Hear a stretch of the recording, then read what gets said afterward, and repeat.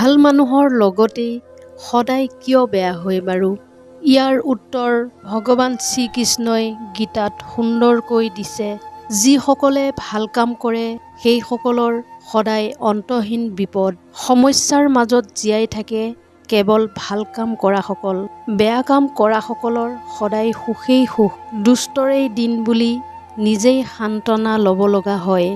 ভাল কাম কৰি জীয়াই থকাসকলে, ভাল কাম কৰাসকলে সদায় পৰীক্ষা দি দি জীয়াই থাকিব লগা হয়। আৰু যিজন অধৰ্মী সুখী হৈ থাকে, আনন্দত থাকে। যদি আপোনাৰ মনতো সেই প্ৰশ্নৰ সৃষ্টি হৈছে, তেন্তে আজি আমি আপোনাক ইয়াৰ উত্তৰ দিম। ভাল মানুহৰ লগতে সদায় কিয় বেয়া হয়? ভাগৱত গীতাত ইয়াৰ উত্তৰ শ্ৰীকৃষ্ণই দি গৈছে গীতাত। যেতিয়াই অৰ্জুনে দুমোজাত পৰিছে, বিবুধিত পৰিছে, তেতিয়াই শ্ৰীকৃষ্ণৰ কাষলৈ আহি প্ৰশ্ন কৰিছে। এদিন অৰ্জুনে শ্ৰীকৃষ্ণক ক'লে, হে প্ৰভু, মোক এটা প্ৰশ্নই বৰ দুমোজাত পেলাইছে। মই ইয়াৰ উত্তৰ বিচাৰিছোঁ আপোনাৰ পৰা। তেতিয়া শ্ৰীকৃষ্ণই ক'লে, পাৰ্থ, মন খুলি ক'ব পৰা তোমাৰ প্ৰশ্ন। তেতিয়া অৰ্জুনে ক'লে, হে দয়াময়, মই জানিব বিচাৰিছোঁ ভাল মানুহৰ লগতে সদায় কিয় বেয়া হয়? বেয়া মানুহবোৰে সদায় কিয় সুখত থাকে?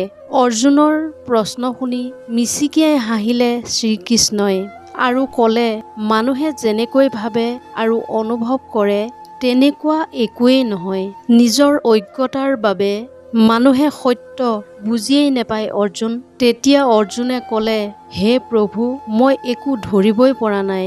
তেতিয়া শ্ৰীকৃষ্ণই অৰ্জুনক ক'লে, মই তোমাক এটা কাহিনী কওঁ ধনঞ্জয়, যিটো কাহিনী শুনিলে তুমি বুজিব পাৰিবা। প্ৰতিটো প্ৰাণীয়ে কৰ্ম অনুসৰিহে ফল লাভ কৰে। প্ৰকৃতিয়ে সকলোকে নিজৰ পথ বাছনি কৰাৰ বাবে এটা সুযোগ দিয়ে আৰু নিজৰ পথ বাছনি কৰাটো মানুহজনৰ ইচ্ছাৰ ওপৰত নিৰ্ভৰ কৰিব। তেওঁ ধৰ্মৰ পথেৰে গতি কৰিব নে অধৰ্মৰ পথ বাছি ল'ব। কথাখিনি আৰম্ভ কৰি শ্ৰীকৃষ্ণই ক'লে, এখন নগৰত দুজন মানুহ আছিল। এজন আছিল ব্যৱসায়ী, তেওঁ ধৰ্ম বিশ্বাসী আছিল আৰু সদায় পূজা অৰ্চনা কৰিছিল। তেওঁ সদায় মন্দিৰলৈ গৈছিল।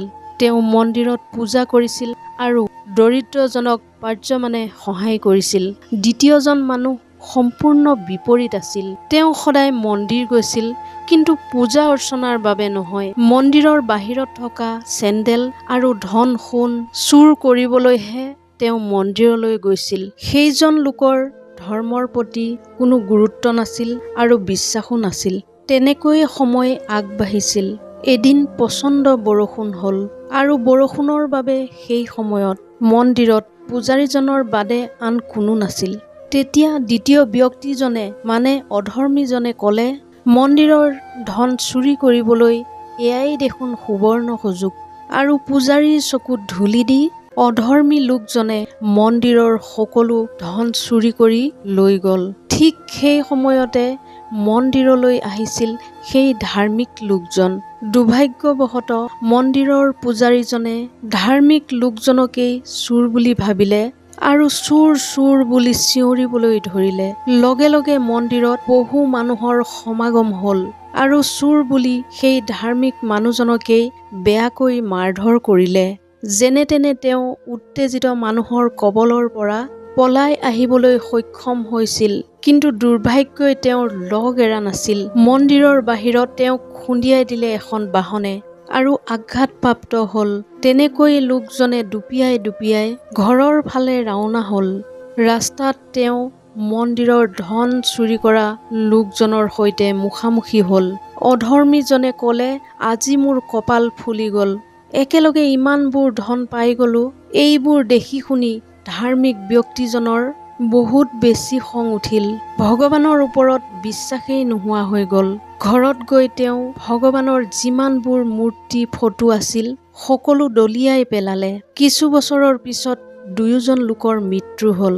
মৃত্যুৰ পিছত যেতিয়া দুয়োজনে যমৰাজৰ সভাত যেতিয়া উপস্থিত হ'ল, তেতিয়া ধাৰ্মিক লোকজনে অধৰ্মীজনক দেখি খঙত একেবাৰে ক'ব নোৱাৰা হ'ল। খঙত তেওঁ যমৰাজক প্ৰশ্ন কৰিলে, মইতো সদায় ভাল কামেই কৰিছিলোঁ, দান দক্ষিণাও দিছিলোঁ, তথাপি জীৱনভৰ মই কিয় দুখেই পালোঁ, অপমানিত কিয় হ'লোঁ মই? কিন্তু এইজন চাওক, কিন্তু অধৰ্মী লোকে ধনেই ধন পালে জীৱনত, এই ভেদভাৱ কিয় যমৰাজ? তেতিয়া যমৰাজে ক'লে, পুত্ৰ, তোমাৰ ধাৰণা শুদ্ধ নহয়।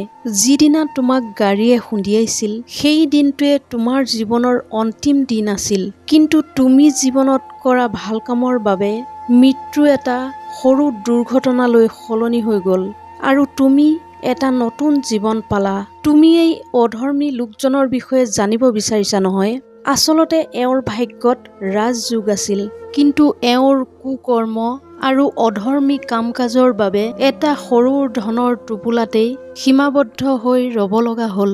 ইয়াৰ পিছত শ্ৰীকৃষ্ণই অৰ্জুনক ক'লে, ধনঞ্জয়, এতিয়া তুমি তোমাৰ উত্তৰ পালানে? ভগৱানে তোমাৰ কৰ্মখিনিক দেখি থকা নাই বুলি কেতিয়াও ভবা অনুচিত। ভগৱানে আমাক কেতিয়া কি ৰূপত দেখা দিয়ে মানুহে বুজিয়েই নেপায়। যদি আপুনি ভাল কাম কৰি গৈ থাকে তেন্তে ভগৱানৰ অসীম কৃপা আপোনাৰ লগতেই থাকিব।